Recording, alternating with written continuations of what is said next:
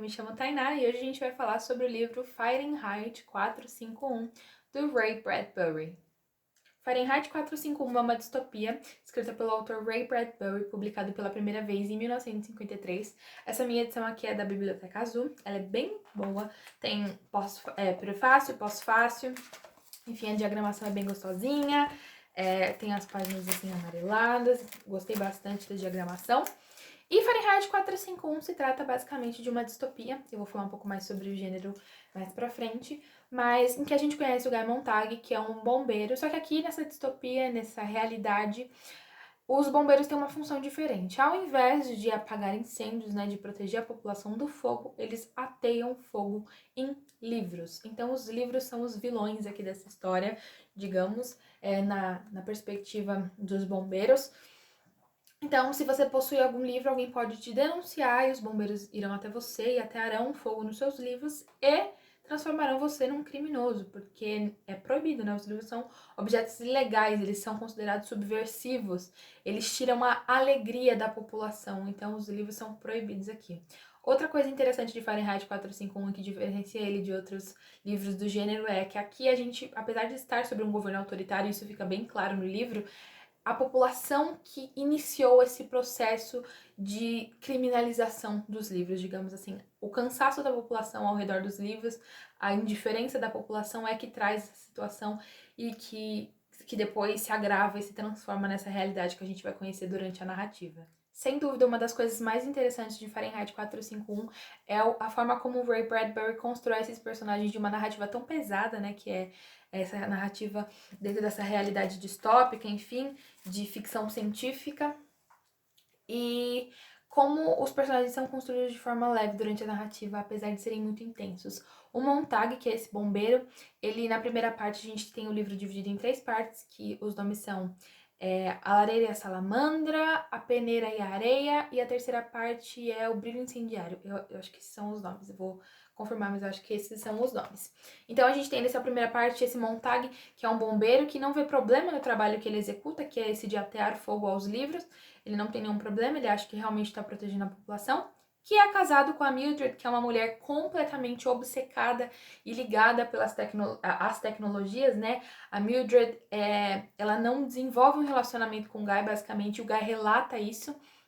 Ele fala sobre essa dificuldade de se comunicar com ela. Ele relata que ele chega em casa e ela não percebe porque ela tá entretida nos programas de TV e com o rádio concha, que seria esse fone, enfim, e tá sempre ouvindo vozes, mas nunca dele. Então, é uma das coisas também interessantes dessa construção da narrativa é colocar já essa crítica à tecnologia e como ela influencia os relacionamentos. E a Mildred é uma representante disso aqui. A gente também tem nessa primeira parte a Clarice, né? A Clarice, enfim, a Clarice, que é essa personagem subversiva e que, mesmo nos diálogos muito simples, eu falo que ela é subversiva pela postura dela diante a ideologia que a gente tem aqui nessa narrativa, mas, né, contra os livros. Mas a subversão da Clarice, ela é colocada de uma forma muito sutil nas conversas dela com o Montag. A Clarice tem entre 16 e 17 anos, né? Ela fala isso quando ela conhece o Montag. E ela faz ele questionar, mesmo sem perceber, se aquilo que ele faz e porque é interessante, é realmente bom, e o porquê ele faz aquilo, a quem ele, né, quer beneficiar, a quem ele quer proteger, o que ele tá fazendo. E isso é tudo colocado em diálogos muito simples. A Clarice não tem um grande discurso, não. Ela só age da forma como ela acha que deveria, e isso traz esse ímpeto no Montag. Eu acho isso muito interessante.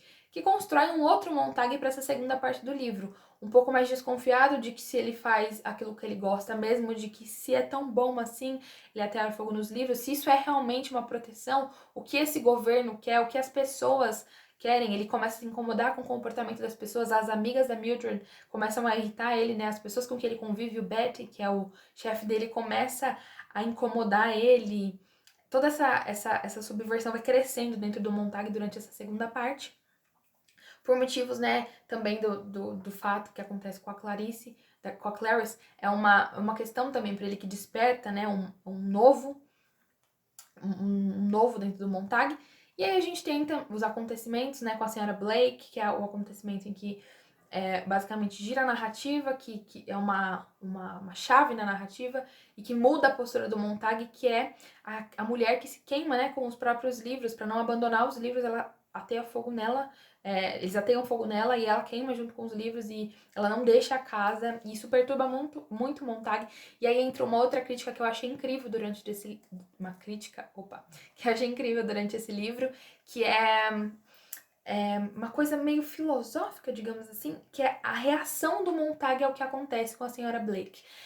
Acontece, né, o evento, ele vai pra casa e quando ele chega ele fica doente. E eu me lembrei muito do livro A Náusea, do Jean-Paul Sartre, que fala sobre, né, essa sensação física de náusea. O Montag, ele fica doente, ele não tá bem, e a Mildred não reage, ela fica com raiva, pelo contrário, né. Primeiro ela não reage ao que tá acontecendo com ele, depois ela fica com raiva quando ele conta o que aconteceu, porque ela fala que a mulher tinha livros e a mulher deveria mesmo sofrer, porque ela estava sendo errada e contra as regras, ela sabia.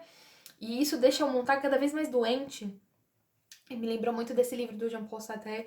E aí depois a gente tem, né, nessa terceira parte já o Montag de vez, rompendo a ligação dele com o que ele acreditava como certo e tentando o novo, né, sendo realmente subversivo ao que ele acreditava. Ele conhece o Faber, que é esse intelectual, digamos assim, é um senhor já que, né, se esconde, digamos assim, desse regime, porque ele sabe que não tem espaço para ele nem para o que ele acredita. Então o Montag vai e procura esse senhor e eles começam todo aquele plano para tentar destruir esse sistema, né, para fazer ter alguma prática contra esse sistema, que meio que não dá certo, porque o Bert tem aquela conversa com o Montag tem aquele episódio em que ele recita poesia, né, ele encontra o livro, ele leva o livro para casa, ele já tem alguns livros, e eu acho isso muito incrível, e é uma coisa que me marcou essa cena em que o Montag conta pra Mildred que ele já tinha livros. Aquele livro que ele pega na cena da Senhora Blake não é o primeiro. Então já era uma coisa que tava nele. A Clarice, ela realmente foi um despertar, mas essa coisa já tava dentro do Montag, sabe? Não é uma coisa nova. Eu achei isso muito interessante, eles pontuarem isso durante a narrativa. E aí ele tem aquela cena em que ele recita poesia e uma das amigas da Mildred chora. E aí é onde ele vai depois soar o alarme para a própria casa e que o Barry, lá, o chefe dos bombeiros, vai meio que pegar ele na mentira, digamos assim. Outra coisa que eu acho interessante é a ideia de que eles poderiam, o bombeiro poderia que meio que trazer um livro para casa, por curiosidade, e depois devolver. Eu achei isso muito interessante, esse contato limitado que ele seria permitido ter com os livros. Eu achei legal. E na terceira parte a gente tem aqui o Montag, como eu já disse, totalmente subversivo, quebrando a ligação que ele tem com a corporação, confrontando o Barry, né? E aí tem a cena, spoiler alert aqui, se você não quer saber, em que ele taca fogo no Barry. E essa cena, assim, eu fiquei, meu Deus do céu, gente, fiquei insana durante essa cena. Até postei um pedacinho lá no Instagram, quem não me segue vai estar aqui pra seguir, litera.tai. E eu postei um pedacinho e eu fiquei assim, meu Deus, ele tacou fogo no Barry e agora lascou. E ele foge. E aí ele encontra, né, os outros intelectuais. Também tem a cena muito interessante de finalização, um pouquinho antes da finalização, que é quando o governo captura o Montag, mas na verdade é outra pessoa. E aí você percebe a mentira que tem ali. Eu achei isso muito, muito interessante eles pontuarem isso, essa manipulação do governo em relação à captura desse mal. Muito incrível. E aí tem a última cena, né, as últimas cenas que ele encontrando com os intelectuais, enfim, e os intelectuais que têm os nomes dos livros em que eles conhecem, que eles gravaram na cabeça para resistir ali aquele controle do conhecimento. Este livro, gente, ele é incrível. E agora eu quero falar um pouquinho mais pra vocês sobre o gênero, sobre a distopia, porque eu sinto que às vezes a gente fala muito de distopia e nem sempre as pessoas sabem o que é. Então eu vou falar um pouquinho mais pra vocês sobre distopia. Então, para falar de distopia, a gente tem que falar um pouquinho sobre utopia. Utopia, para quem não sabe, é um livro do Thomas More. Este livrinho aqui maravilhoso, que eu amo, inclusive. Li graças ao meu professor Rogério, sempre me incentivando, meu orientador. Inclusive, estou precisando reler. E o conceito de utopia, eu vou falar de forma muito simples, gente. Eu vou deixar um vídeo mais completo aqui da Sabrina Fernandes explicando direitinho, bonitinho o que é utopia. Leiam esse livro também para saber, mas eu vou explicar de forma simples só para introduzir o que é distopia. A utopia é basicamente esse não lugar que rejeita a nossa irracionalidade, as irracionalidades presentes na nossa sociedade. Então, os mitos, as religiões, O Marcelo, se não me engano, que é o autor do prefácio desse livro na edição da Biblioteca Azul, também fala um pouco mais sobre isso, cita Adorno, se aprofunda no tema, então procurem. Mas a utopia, diferente do que a gente conhece como senso comum, não é um lugar impossível ou um lugar que nunca existirá. Ele só é um lugar que tem essa negação, é um não lugar que existe essa negação da nossa irracionalidade. Então, enfim, basicamente é isso. E a distopia, pelo seu contrário, é a nossa última, é o que leva, né, a última consequência das nossas irracionalidades. Então, enquanto a utopia está do lado da racionalidade, a distopia está do lado dessas irracionalidades levadas à última potência. Então, por isso que os livros distópicos, normalmente, né, que passam universos distópicos, falam sobre governos totalitários, trabalhando com esse conceito de totalitarismo da Hannah Arendt, que eu não gosto, mas enfim, é bastante trabalhado. Governos em que, né, as imposições religiosas são levadas às últimas consequências, por exemplo, no Conto da Aia, né, que é outro livro muito interessante. E esses livros são bem famosos, os livros do Orwell, então a gente tem a Revolução dos Bichos, do 1984, o Aldous Huxley, nossa, eu nunca consigo pronunciar o nome dele, gente, com o Admirável Mundo Novo, vou deixar aparecendo aqui para vocês saberem como pesquisar o nome dele. Então é isso, é um gênero bem conhecido, pesquisem sobre, na verdade acho que é um subgênero, né, porque ficção científica é o gênero, enfim, mas pesquisem sobre porque é muito interessante, principalmente sobre os conceitos de utopia e distopia, que é muito interessante, vou deixar um vídeo aqui da Sabrina, como eu prometi. Fahrenheit 451, sem dúvida, entrou pra lista de livros favoritos da vida. Eu coloquei, inclusive, ali um pôster aqui atrás, vocês estão vendo que é um bombeiro, né, um soldado, enfim, carregando livros, está escrito, livros inspiram pensamentos perigosos para a sua segurança, para a sua proteção, né? Dispense os seus livros com o seu bombeiro local para que ele possa, enfim, dar o fim certo para eles, digamos assim. Então, assim, foi um livro que me marcou muito, principalmente no momento que eu li, a gente tá passando pela semana em que o Paulo Guedes oferece, né, e apresenta aquele projeto de taxação dos livros que gerou grande comoção, né, na internet, nas redes sociais, pela defesa dos livros, porque a desculpa da apresentação desse projeto é que os livros seriam um produto para elite.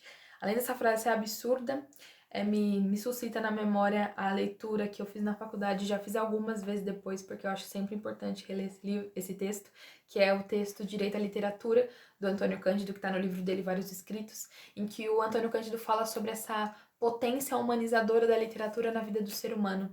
E um governo como que a gente está vivendo, pensar no afastamento da democratização, né, dos livros e do conhecimento para a população mais pobre, né, me faz pensar nisso, o quanto eles já não nos desumanizam pelos nossos trabalhos com horas excessivas, enfim, e querem nos desumanizar agora tirando nosso acesso à literatura. Esse é um projeto, né, gente? Como um projeto apresentado, realmente um projeto, não é um acaso, e eu acho triste. E então eu deixei alguns textos no Instagram lá para vocês lerem e se posicionarem contra essa taxação. Tem também um abaixo-assinado, eu vou deixar o link aqui para vocês assinarem contra a taxação dos livros, porque prejudicaria nós, consumidores, as editoras, dificultaria o acesso à literatura que no Brasil já é tão raro de estar na vida das pessoas, já é tão difícil da gente inserir os livros nas vidas dos nossos estudantes, né? Eu falo como professora, mas falo como aluna também, já é tão complicado colocar essa realidade na vida dos estudantes, então a gente não pode compactuar com nada que dificulte mais ainda. Então vou deixar aqui os links para vocês. E é isso, gente. Essa foi a resenha de hoje. Eu mencionei alguns textos, vários livros, vou deixar tudo aqui na descrição. Vocês podem comprar Fahrenheit 451 em vários lugares, eles têm outras edições também. Eu gostei bastante dessa edição aqui porque ela tem prefácio, pós-fácio. Gostei muito do texto de prefácio, que é do professor... Deixa um minutinho, gente. Achar o nome do professor. Manuel da Costa Pinto.